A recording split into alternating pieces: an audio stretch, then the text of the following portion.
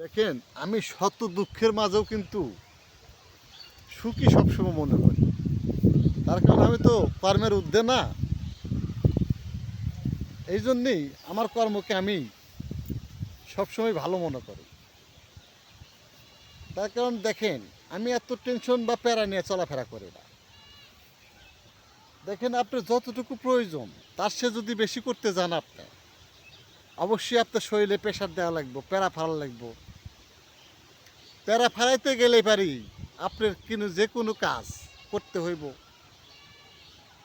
বা আপনি অর্থর প্রয়োজনের জন্য যদি যান আপনার নফস খাওয়াইতে হইব। এই কাজগুলো আপনারা করবেন না।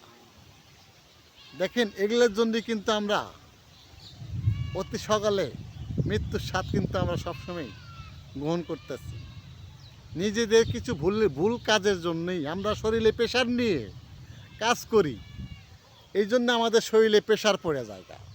এই জন্যে কিন্তু মানুষ আত্মহারা হয়ে যায়। এই টাকার লোভে পড়ে কিন্তু মানুষ আত্মহারা হয়ে দম ফেটে মারা যায়। দেখেন, আমরা যদি যতটুকু প্রয়োজন তার মধ্যে সন্তুষ্ট থাকি, তাহলে কিন্তু আমাদের শরীরে এরকম প্রেশার পড়বে না। ওই সময় দেখবেন আপনারও কিন্তু ভালো মাথায় কিছু নলেজ আসবে, কিছু ভালো কর্ম করার জন্য। এই কাজগুলান অবশ্যই আমরা করব।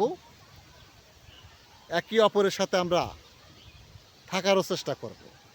ভিডিওটা ভালো লাগলে অবশ্যই ধরে দিরা দেখেন, একটু কমেন্ট বক্সে আমাকে একটু জানায়া যাবেন।